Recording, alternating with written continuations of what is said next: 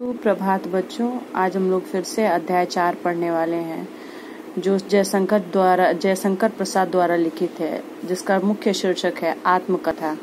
हम लोगों ने इसके पहले पढ़ाई की थी कि उज्जवल गाथा कैसे गाऊं मधुर चांदनी रातों की, अरे खिलखिलाकर हंसने होने वाली उन बातों की।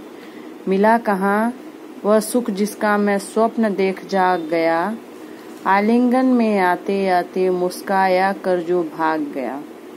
उज्जवल का मतलब यहाँ पे स्वच्छ और चमकीला बताएगा। स्वप्न का मतलब सपना है।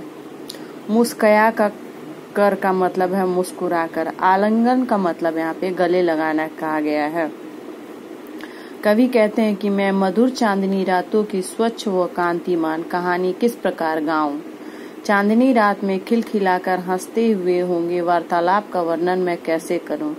मुझे वह सुख कहाँ मिल पाया जिसका देखते देखते मैं जाग गया था। स्वप्न देखते देखते मैं जाग गया था।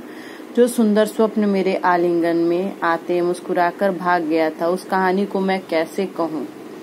भाव यह है कि कवि ने जिस सुख की कल्पना की थी वह मिलते मिलते रह गया था। उसके हाथ कुछ भी नहीं आ सका था। इस सुख से वंचित रह जाने की दुखमय गाथा का वर्णन करना कवि के लिए कठिन था। कवि को अपने जीवन में निरंतर पीड़ा ही मिली है। उसके जीवन में ऐसे कुछ ही क्षण आए हैं जिनमें वह सुख और आनंद की कल्पना कर सका है। सुख की कल्पना करते हुए बिताए गए वे पल ही कवि के विषाद भरे जीवन में कुछ समय के लिए खुशी भर जाते हैं। चांदनी रात में की गई सुख की कल्पना की गाथा को कवि ने इस प्रकार उज्जवल कहा है। उसके बाद है, उसके आगे जो दोहा लिखा हुआ है उसे आइए हम पढ़ते हैं। जिसके अरुण कपोलों की मतवाली सुंदर छाया में, अनुरागनी उषा लेती थी निज सुहाग मधुमाया में, उसकी स्मृति पाथेय बनी है थके पथिक को पंथा की, सीवन को उधेड़ कर देखोगे क्यों मेरी कंथा की। अरुण कपोल का मतलब यहाँ पे लाल गाल के बारे में बताया गया। अनुरागिनी उषा, प्रेम भरी भोर, स्मृति पाथे यानी स्मृति रूपी संबल। पंथा का मतलब यहाँ पे रास्ता होता है और कंथा में अर्धमन गुदड़ी। आइए इसके अर्थ को समझते हैं। कवि कहते हैं कि जिसके लाल गालों की सुंदर उन्मत्त छाया में प्रेम भरी भोर मृदुल अनुराग से परिपूर्ण अपना सौभाग्य प्राप्त करती है, उस दिव्य सौंदर्य की स्मृति ही अब मुझे थके हुए यात्री की राह का संबल बनी हुई है। कवि अपने मित्रों के साथ कहते हैं, तुम अपने अंतर मन को खोलकर उस स्मृति को गुदड़ी की सिलाई उधेड़ कर उसके अंदर सिले कपड़े को टुकड़े टुकड़े को अलग करके देखा जाता है। इसका भाव यह है कि कवि के जीवन में अनुराग भरे ऐसे सौभाग्यशाली क्षण भी आए हैं जो भोर की लालिमा से सुंदर, उन्मत्त और प्रेम से परिपूर्ण है। उन मधुर क्षणों की याद के सहारे ही कवि अपनी वेदना भरी जीवन यात्रा में आगे बढ़ता चला जा रहा है। उन स्मृतियों को उसने अपने अंतर मन में संजो कर रखा हुआ है।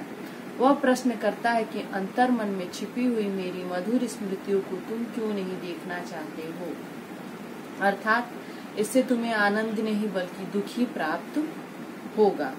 आगे इसके में लिखा हुआ है, छोटे से जीवन की कैसी बड़ी कथाएं आज कहूँ, क्या यह अच्छा नहीं कि औरों की सुनता मैं मौन रहूं। सुनकर क्या तुम भला करोगे मेरी भोली आत्मकथा, अब समय भी नहीं है थकी सोई है मेरी मौन व्यथा।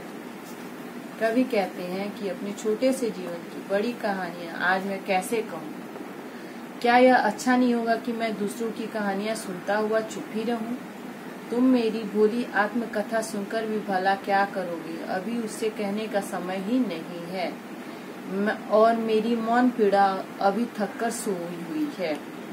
अर्थात भाव यह है कि कवि के छोटे से जीवन में उसे बहुत दुख सहने पड़े हैं, इसलिए वह स्वयं चुप रहकर दूसरों की कहानियां भी सुनना चाहता है। उसे लगता है कि लोगों के लिए उसकी आत्मकथा का कोई विशेष उपयोगी नहीं है। यह आत्मकथा लिखने का उचित समय ही नहीं है।